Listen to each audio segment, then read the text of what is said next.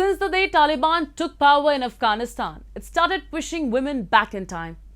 The de facto rulers are trying their best to remove women from public life. They are closing girls' schools, denying them right to education, establishing a Stone Age regime with barbaric laws. They are reversing decades of women's achievement. Recently at United Nations Human Rights Council, Afghan journalist Mahbouba Seraj made an impassioned plea for solid international action to address the gender apartheid in their country. A report. The Taliban takeover of Afghanistan nearly a year ago has reshaped society, most of all for Afghan women and girls. New laws restrict their movement, education, and dictate what they can wear.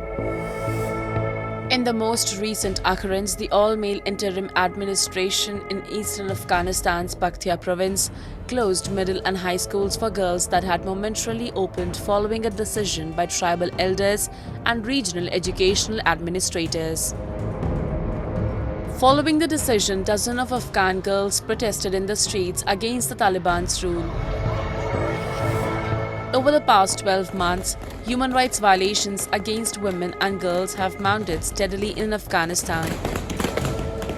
Despite initial promises that women would be allowed to exercise their rights within Sharia law, including the right to work and to study, the Taliban has systematically excluded women and girls from public life. Recently, at United Nations Human Rights Council, Afghan journalist Mahbouba Seraj made an impassioned plea for solid international action to address the gender apartheid in their country since the Taliban swept to power last year. I walk in the streets of Kabul. A Talib comes and looks at me, but that Talib does not see me. I don't exist in front of him, not me. All of us, the women of that country, we don't exist. He just looks at us and then that's it. We are erased. Do you know what that feeling is? To be erased? I'm erased. And I don't know what else to do. This is the last hope, and this is the last time I'm going to come somewhere and talk about this to the world. Because I'm sick and tired of doing it, and I'm not going to do it anymore. How many times am I supposed to yell and scream and say, world, pay attention to us, we are dying? Taliban overthrew the elected government of Afghanistan last August, established a Stone Age regime with barbaric laws and reversed centuries of women's achievement. They imposed a primitive government with brutal rules and undid centuries of progress for women.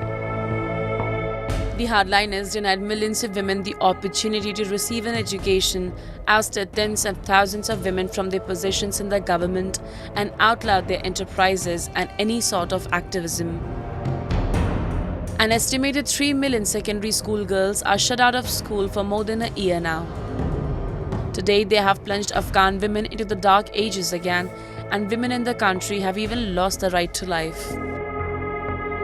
In March, the Taliban went back on the promise to allow girls to attend high schools, claiming that they would remain closed until a plan was developed that would allow them to reopen in conformity with Islamic law. Afghan women have also been banned from traveling alone and can only visit public gardens and parks in the capital on days separate from men. In May this year, the country's supreme leader and chief of the Taliban, Haibatullah Akhundzada, even ordered women to fully cover themselves in public, including their faces, ideally with an all-encompassing burqa. At first, a few Afghan ladies protested modestly by pushing back against the limits. However, the Taliban quickly apprehended the ringleaders, incarcerated them without charge, and kept them under house arrest. As of August 15th of 2021, in a matter of 24 hours, I saw a democracy that the world worked on for the past 20 years disappear in front of my eyes in 24 hours. It was like it never existed before. That's how the democracy was fundamental in Afghanistan. A century ago, the women of Afghanistan were free. They enjoyed the right to education, right to political participation, and the right to movement.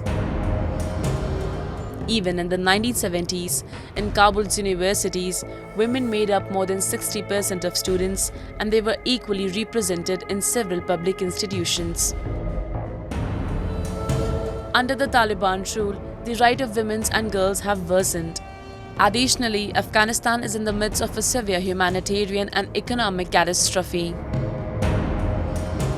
Where previously there was hope with women having a key role in society, there is now starvation, destitution and violence. It is so difficult to imagine how much has changed for so many in such a short period of time. Afghan women are repeatedly urging the international community to step in and support the women in the war-torn country.